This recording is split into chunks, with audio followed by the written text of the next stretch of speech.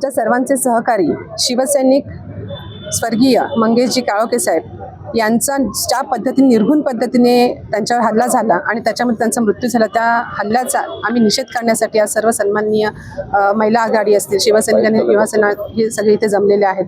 खरोखरच अत्यंत क्रूर अशी ही घटना घडलेली आहे.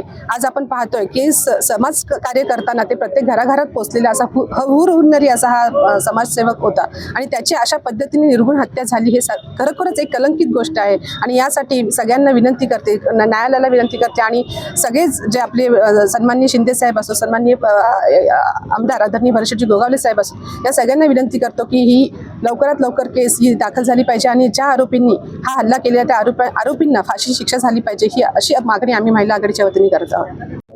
खऱ्या अर्थाने महाड नव्हे तर संपूर्ण रायगड जिल्ह्यामध्ये निषेध होत आहे.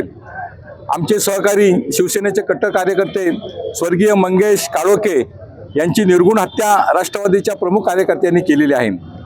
मग या ठिकाणी निवडणुकीमध्ये काम करत असताना जर आपल्याला अपयश पचवता येत नसेल तर ते निवडणूक लढू नये. या ठिकाणी मी सांगेन, राष्ट्रवादीच्या काँग्रेस पक्षाने पहिल्यांदा आम्हाला थोरवे साहेबांना पाडण्याचा प्रयत्न केला. तिथं घारेंना त्या ठिकाणी अपक्ष निवडून त्या ठिकाणी त्या पाडण्याचा प्रयत्न केला.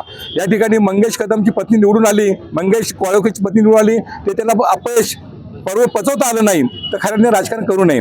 या ठिकाणी संपूर्ण रायगड जिल्ह्यामध्ये राष्ट्रवादी काँग्रेस पक्ष फार मोठ्या असंतोष निर्माण करत आहे, अहंकार निर्माण करत आहेत. आपण पाहिलं बीडमध्ये झालेली हत्या त्याला राष्ट्रवादी काँग्रेस पक्षाचे प्रदेशाध्यक्ष पाठिंबा घालत आहेत. सूरज चव्हाणचे झालेलं क्रूर काम त्याला सुद्धा राष्ट्रवादी काँग्रेस पक्ष आता त्याला पाठीशी घालत आहेत. नवे तर महाडमध्ये या ठिकाणी पाहिलं, या ठिकाणी आमच्या विकासशील गोगावलेंचे परम मित्र होते ते जांभरे, त्यांना फोडून त्यांना ठिकाणी या ठिकाणी निवडणुकीमध्ये असंतोष माजून या ठिकाणी रिव्हॉल्वर दाखवून या ठिकाणी फार मोठ्या प्रमाणात क्रूर या ठिकाणी कार्यक्रम झाला असता, परंतु आमच्या शिवसैनिकांच्या संघर्षामुळे ते थांबलं आणि विकासशील गोगावले जे केलं का आमच्या अत्यंत चांगल्या प्रकारे केलं आणि पुन्हा त्यांना अटक होते आणि त्यांना जामीन होत नाही, ही खऱ्या अर्थाने अति निषेधाची बाब आहे.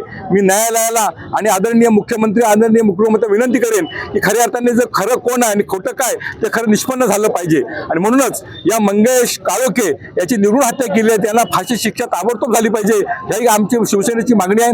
या ठिकाणी सांगेन, जो ओझरडेला काय अधिकार आहे विकास गोगावलेंना या ठिकाणी तडीपार काढण्याचा, जो ओझरडे महिलांची छेडछाड करतो, जो ओझरडे महिला आंघोळ करत असताना यांची विकृत कृत्य करतो, अशा ओझरडेला तडीपार करावं, अशा प्रकारची आमची शिवसैनिकाची मागणी आहे. आणि खऱ्या अर्थाने या ठिकाणी प्रशासनाने ते दखल घ्यावी आणि ओझरडेला या ठिकाणी रायगड जिल्ह्यामधून तडीपार करावं, अशा प्रकारची आमच्या शिवसेनेची महाड विधानसभा मतदारसंघाची आणि सर्व लोकप्रतिनिधींची या ठिकाणची मागणी आहे.